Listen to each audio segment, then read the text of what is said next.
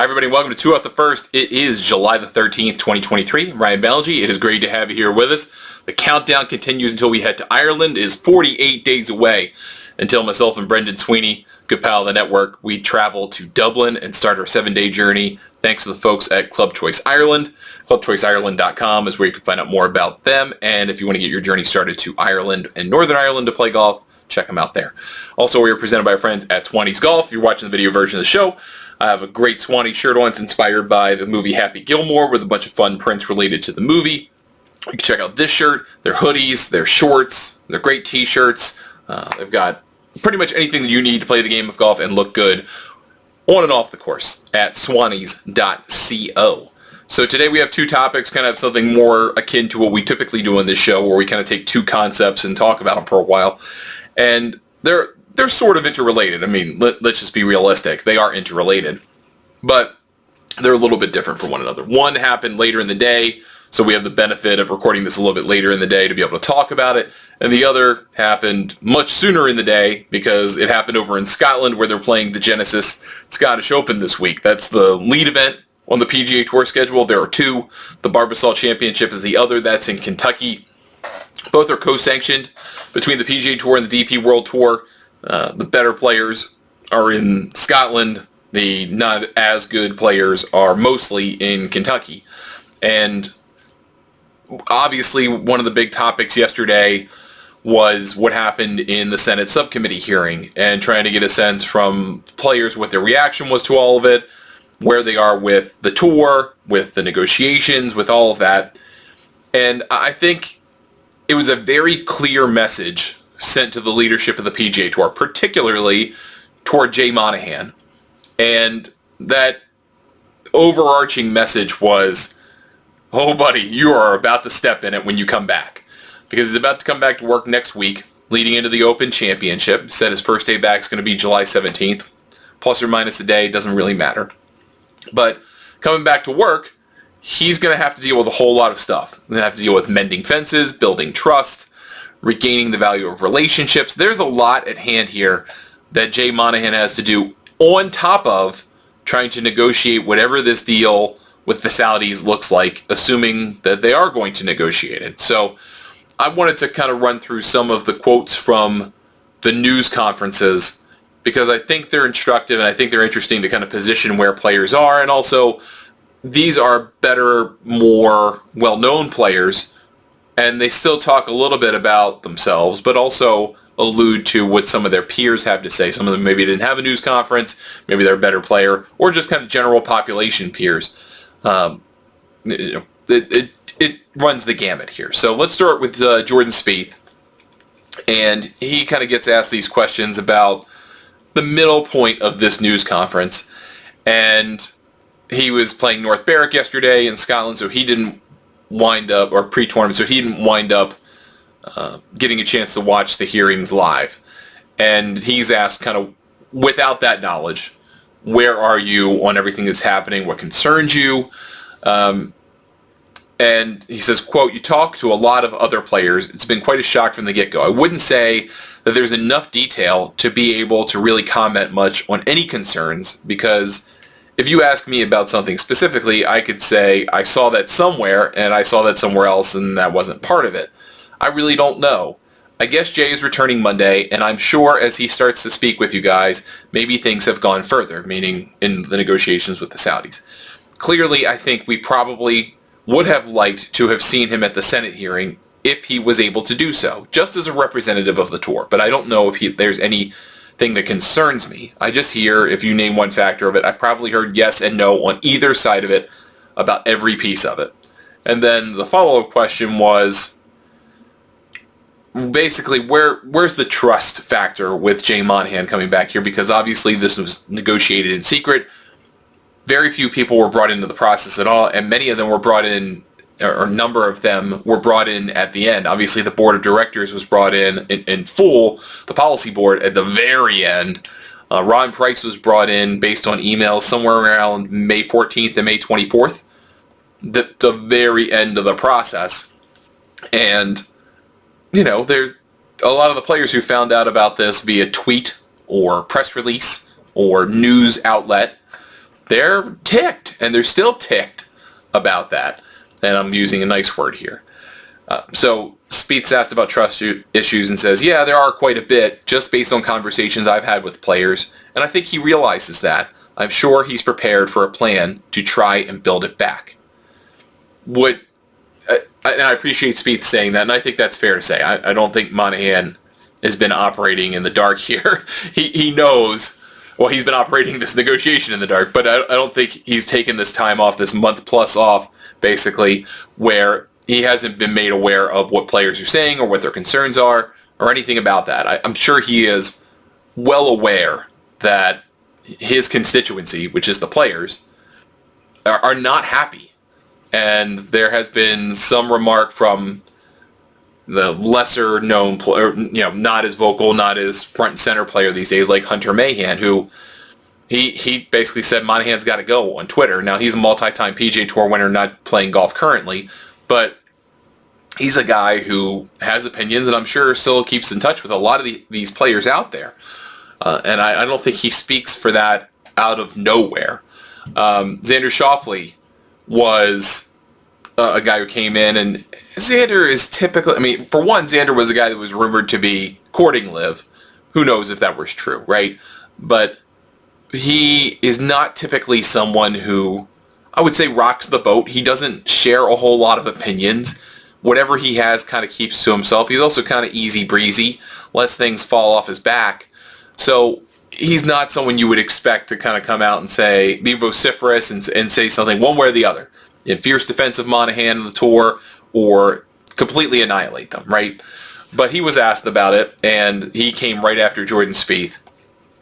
And he said, what's your feeling about the management, quote unquote, and Monahan and the communication?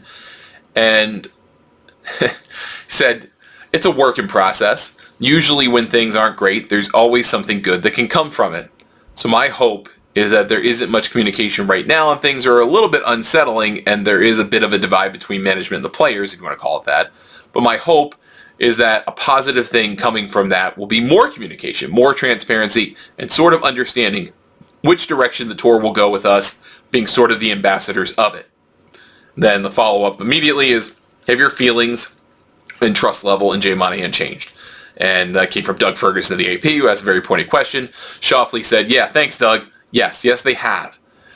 And he is asked to elaborate, and Schauffele says, we got a memo that he'll be back on the 17th. If you want to call it one of the rockier times on tour, the guy was supposed to be there for us. Wasn't. Obviously, he had some health issues. I'm glad that he's said he's feeling much better. But yeah, I'd say he has a lot of tough questions to answer in his return. And yeah, I don't trust people easily. He had my trust, and he has a lot less of it now. So I don't stand alone when I say that. He'll just have to answer our questions when he comes back. And then I think this was interesting, just to have a little bit of color around one of the key players, one of the best players in the world, finding out about this deal. This was the back end of it. It's not related to this topic, but I do think it's worth talking about. Where were you when you found out about June 6th? He said, my wife woke me up. I was lying in bed with my French bulldog. We were having a little canoodling session, and yeah, my wife woke me up in a pitch black room and informed me of the news. Immediate reaction was, I have one of those, I don't know who looked worse, me or my little guy. I asked my wife to tell me where the news was coming from, what source it was. It was so early. I just remember laying there, and I wanted to go back to bed, and then I was kind of laying there, one eye. I was like, my phone just started going off. Unfortunately, I had to wake the little guy up and had to get my day started. The dog was sleeping. So there's Xander, and then here's Scottie Scheffler, who I think is also very important here. And he's asked kind of about, well, what's his interest level? Where are your takeaways? So let's dig into that a little bit. Scheffler said, we didn't really learn a whole lot, referring to the Senate hearing yesterday. As a player on tour, we still don't really have a lot of clarity as to what's going on, and that's a bit worrisome. They keep saying it's a player-run organization, and we don't really have the information that we need. I watched part of yesterday and didn't learn anything, so I really don't know what to say. Added, kind of pressed on it more, is that it really is kind of that cycle where it's just a framework agreement right now, so I don't know what that entails. We are not involved in any of the discussions. None of the players were involved in the original framework agreement, so we just don't really know. And then he's asked if players should have been involved. He said, should I have been? Probably not, but I'm sure that a few of our player members should probably have been involved. And then kind of asks about where he's at. Is this disconcerting for him? The uncertainty, what does it mean to him? He said, I think the tour is working hard to try to get us more information, but like I said, it's tough when you're in negotiations to make everything public. That's fairly level-headed. It's hard to negotiate the public side. I understand the privacy of it, but I just wish that our player reps need to be more involved in the process. And I think that's kind of the general sentiment here is two parts, right? Monahan has said, I'm working on your behalf. This is your tour. But he went and negotiated this in secret with Ed Herlihy and Jimmy Dunn and all the folks on the PIF and Live side. And they all did that in secret. And then they were supposed to have some grand communication plan, and that failed at every level.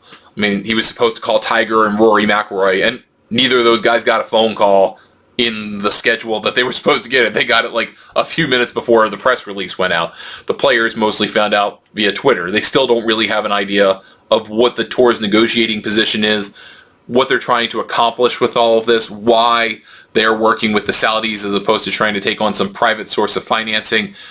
And I think there's a lot to be revealed here, and there's not a lot that could be revealed. I don't think we have a lot of detail, and I'm not exactly sure where the tour and the Public Investment Fund are in negotiation. The rumor is they're kind of far apart, that they don't have a lot of common ground, that what they've agreed to here is fundamentally to just stop suing one another and to call a détente until the end of the year.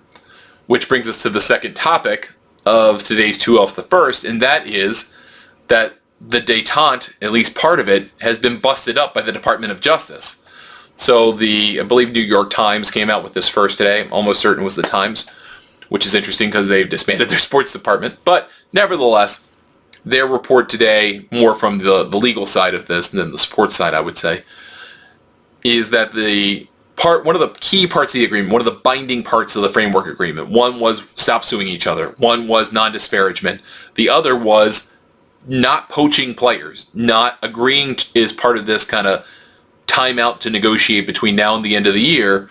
And so if they choose to extend that, in that time period, they wouldn't go after each other. You wouldn't recruit players back to the PGA Tour, and Liv wouldn't recruit players from the PGA Tour or DP World Tour. And I think that's fair to say that they would do that because, especially on Liv's side, they're trying to keep the same 48 players. So I don't think they would do this 9 events into their season. I'm sure that they could. I'm sure they are legally allowed to based on the agreements that they have with the players, but they're probably not going to do that.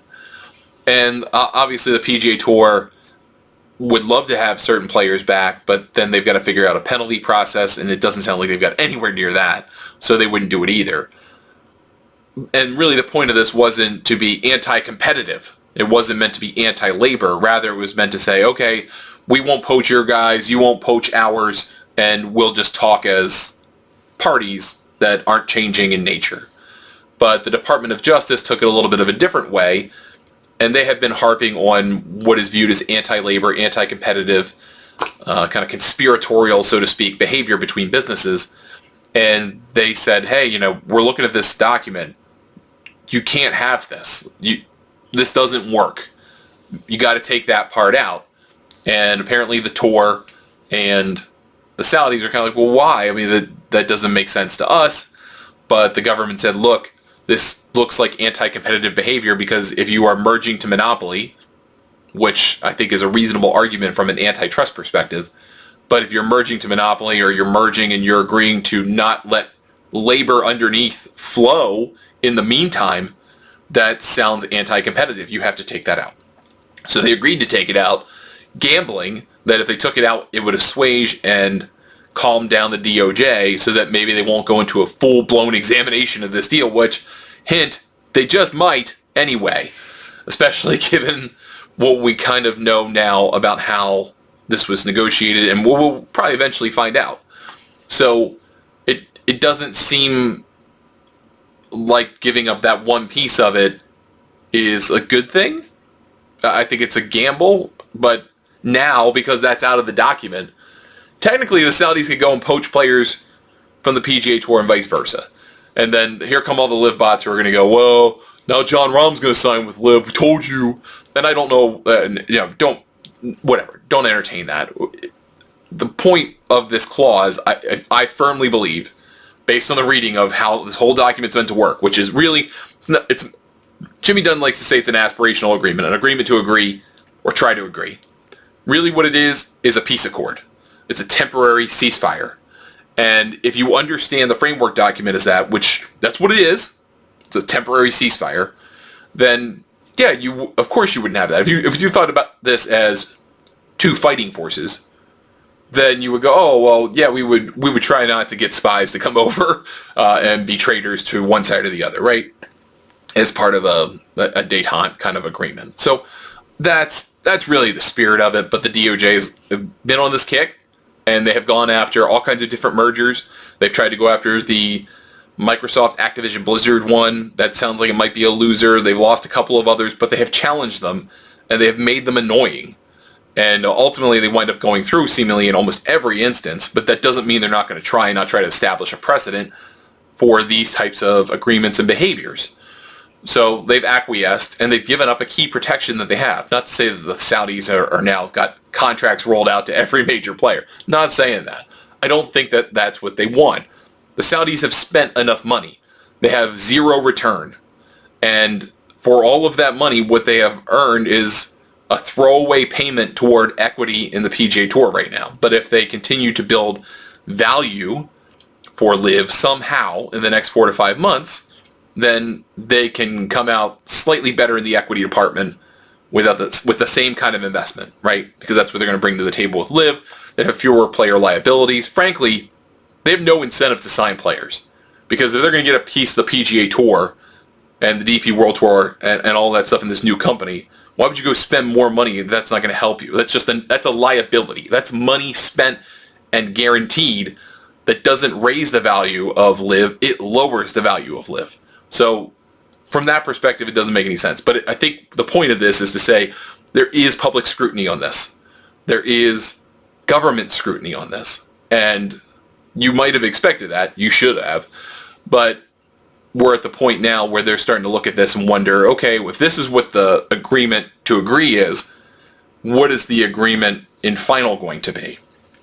And that's an interesting kind of segue into something Rory McIlroy said, which I didn't talk about earlier in news conferences, but I think it applies more here than the trust factor around Live, because it's about, or trust factor around Monahan, because it's about Live. McIlroy was asked about the hearings. He didn't really know anything new. He said, quote, "As I've said, I've almost been too close to it for the last year and a bit, so it's nice to try to distance myself from it." And then he was asked about, or I guess asked to comment about the part of the presentation, that Best of Both Worlds presentation from Amanda Stavely and her Capital Group, the first outreach, first part of the negotiating process, where they said, okay, well, we want Tiger and Rory McIlroy to own a team and Live, and we want to play 10 events a year. And he said, McIlroy did, quote, "If Live Golf was the last place to play golf on earth, I would retire. That's how I feel about it. I'd play the majors, but I'd be pretty comfortable not playing." So what he's trying to say is he still hates Live. And he said that repeatedly. I hate Live. I don't want to deal with Live. None of those things. And there's kind of been this reaction from the pro-Live community, the people that have been out there on Twitter. They're called Live bots. Some of them are real people. Many of them have real opinions. I may not agree with any of them, but they are real people. And some of them have some sources within Live, whether that's Norman, player agents, whether they're agents themselves, any of those types of things. That's kind of what a lot of these people are. Many of them are just people who just make up stuff. But the ones who have some kind of track record are probably insiders of some fashion. And one of them, an account called Flushing at Golf, went on a now deleted tweet rant saying, well, the PGA Tour is not negotiating in good faith. I know that they're not. Rory McIlroy saying this is proof of that in the public. The PGA Tour is going to take over the European Tour, and they don't even want to deal with Live Golf. They just want to get out of the lawsuit, and and then he kind of made up stuff about McIlroy being part of the same representation group as Tiger Woods. That's not true. That Rory and No Laying Up, who are also represented by the same people Tiger is represented by, that they all get talking points and they all talk the same and blah, blah, blah. That got awfully conspiratorial very quickly, and that was deleted. But that wasn't all rooted in craziness. There is a real-world possibility, I don't know how real, and I'm not trying to pretend that I do, that the PGA Tour really just wanted this agreement. They wanted the agreement to get out of the lawsuit. Whether they poached players or not, whatever.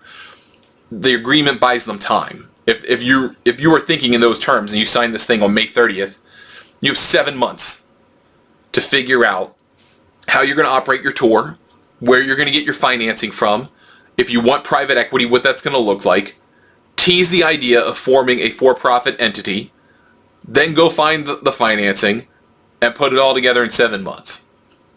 If you were conspiratorial and thought that, I don't think that's that crazy of an idea. I don't think it's likely, but I don't think it's that crazy of an idea. And the reason I say that is two things. One we've talked about, another we really haven't. Randall Stevenson resigned from the PGA Tour Policy Board. He was the former CEO of AT&T, left in 2020, has been on the board for a long, long time, been a big advocate of the PGA Tour, walked away, said, I can't support this. I can't support this agreement with the Saudis. And one of the things I thought he alluded to that was very interesting in his comments, and I'm sure very intentional, was that he wanted them to explore possible alternative financing sources. And there have been these rumors in the last couple of days that there's private equity out there that is really interested in making a run at this. That they could go and say, okay, well, the Saudis were willing to throw another $5 billion at Live Golf. We could get you at least $1 billion, if not the full $5 billion, if you decided to form this new for-profit sub-entity. Yes, you wouldn't have Live. Yes, you wouldn't have their investment. And yes, they could still poach players. But if we put in private equity, so to speak, $5 billion or $1 billion, whatever your billion figure is, at least to start, and you had the same arrangement, would it matter? Would the players then just go, okay, well, we'll just do that. Like, we don't need the Saudis. You don't need the reputational hit. You don't need that problem. I could completely understand where that mindset would come from.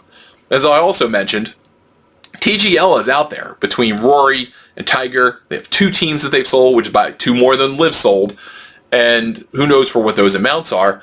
But those are investors investing in the concept. And they're not huge fish. I mean, the Boston franchises, the Fenway Group, they're big fish.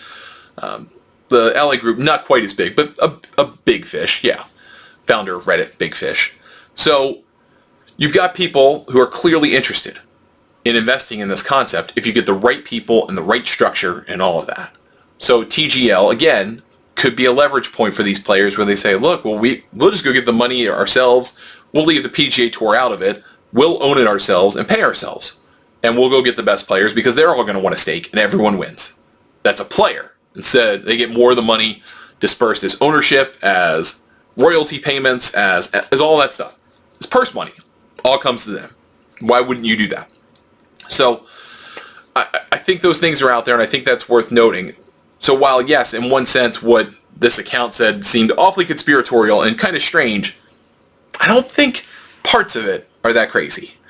And there's a lot happening in the background, but I think that the thing that you need to know is Rory McIlroy has made it very clear he wants Liv to be dead as part of this.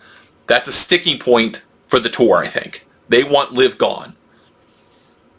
Al Ramayan, it's his baby. He loves the idea of team golf, even if it has no demonstrable value in the marketplace yet. He thinks it's special. He thinks it helps. That could be a big butting horns moment among many in these negotiations that could be happening. All I'm saying is there's a world of possibility out there, and it's worth at least thinking about. Fun as a thought experiment, worth considering. All right, that's going to do it for us today on 2 Off the First. Thank you so much for watching or listening. If you're watching the show, we appreciate that. If you're watching on YouTube, consider subscribing to our channel, like the video, and leave us a comment. If you're watching on our video partners or elsewhere on our CTV apps, thanks for doing that. We appreciate you very, very much. If you're listening to us as a podcast on any platform, let you do this. Please leave a 5-star review, leave some comments. Helps us reach more people. We appreciate you listening. If any of you have questions or comments, you can shoot me an email, ryan@thegolfnewsnet.com. I'm on Twitter, Threads, and Instagram at Ryan Ballingy. Find me there, get a hold of me there. Happy to talk golf or life or whatever with you there. We'll be back with another show tomorrow. We'll wrap up the week. I'm sure we'll have some more to talk about. We've got all kinds of actual tournament action to get into. I'm sure we'll talk about that a little bit. At least try to find some actual golf to talk about here. And we'll keep on moving as we get ready for the Open Championship next week. I'm Ryan Ballingy. Thank you for watching or listening. We will talk to you next time on 2 Off the First.